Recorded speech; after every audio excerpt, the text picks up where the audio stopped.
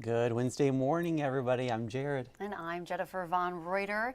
And we're starting off kind of keeping in the theme, today's morning rush, with the summer safety tips. So this one today is about lightning and staying safe when lightning strikes. So the summer is usually when there are the most amount of lightning deaths reported during the summer months, July in particular. So you want to be careful if you're outside, and kind of taking a look at this map. So if you see Virginia, there are anywhere between 1 to 3 million lightning strikes Per year, I guess. That was in 2022. So and interestingly enough, more men are die from lightning strikes than women. I don't know if that's just because they're outside more. Maybe the lightning's more attracted to the Maybe. Who knows? It could be. I think you're right. It's because they're more outside, I guess. And so death by lightning is most common in June and July. Obviously, so we're in that time frame now. So here are some of the things that you can do to stay safe. So if you're outdoors, of course, seek shelter. Stay alert for storms and lightning can strike up to 10 miles from a cloud. So, and then cars offer lightning shelter, which I did know that. Yeah, I knew that. I remember my parents were like, just get in the car. Get in the car, Yeah. Safest place. And then I always wondered about this. I actually asked my mom this not too long ago, if you can take a shower if there's a lightning. And she was like, I don't think so. But evidently you should not take a bath or wash dishes. Yeah, I've always been told, don't take a bath, don't wash dishes or anything, because the lightning can travel through. But that's like one of my biggest fears actually in life, is being struck by lightning. Every time it's lightning outside, I'm like, inside, in a car. Right. It's frightening. Because it can happen. It can happen to anyone, anywhere. So be careful. Watch out for the lightning. Be careful. I think that was the last of our warnings. All right. Okay. All right. How often do you wash your sheets? That's a very personal question, Jennifer.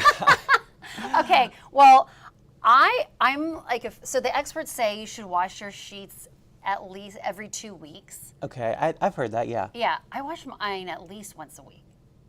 Okay, I don't do it once a week. I'm like a little fanatic. I think it's a good idea to keep them washed once a week, but I personally, probably about every 2 weeks or so. Yeah. I remember in college, some people wouldn't change them for like a whole semester. Ugh.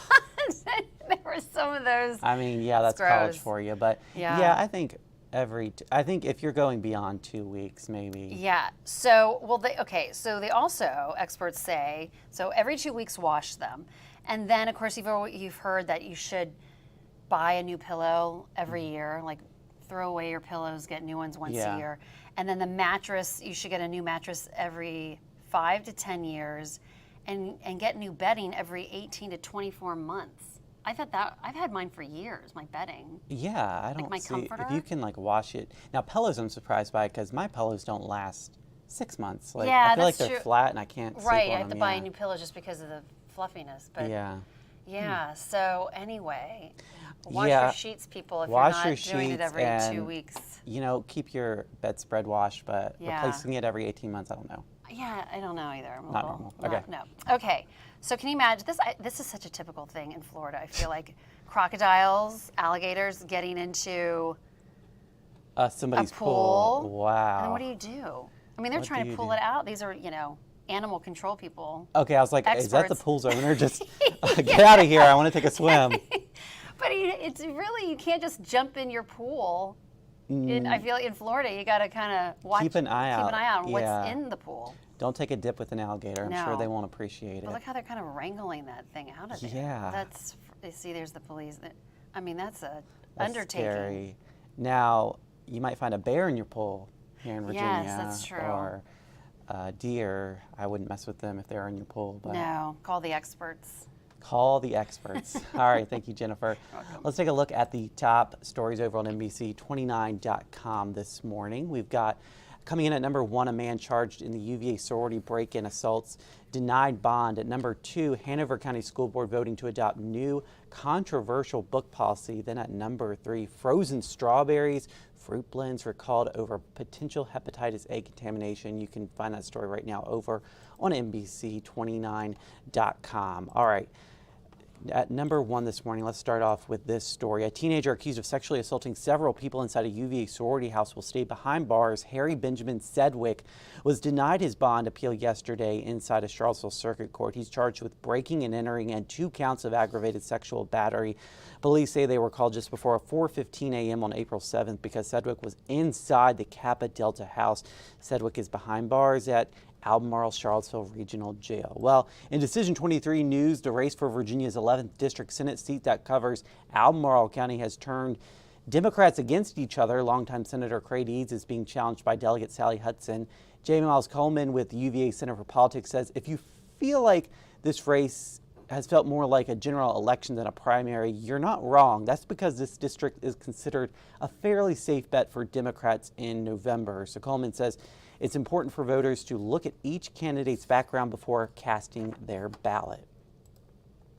Albemarle County Schools is working to fill positions at 2 middle schools with persistent special education vacancies. It's now offering bonuses for those positions.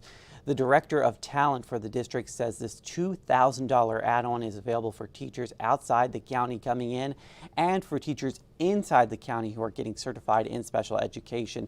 Director of Talent Jason Sear says Journey and Burley Middle Schools are the focus right now due to consistent vacancies there. And finally, this morning in the local beat, a research study recommends Albemarle County allow for higher cell phone towers to be built up to 30 feet rather than 10 to improve coverage.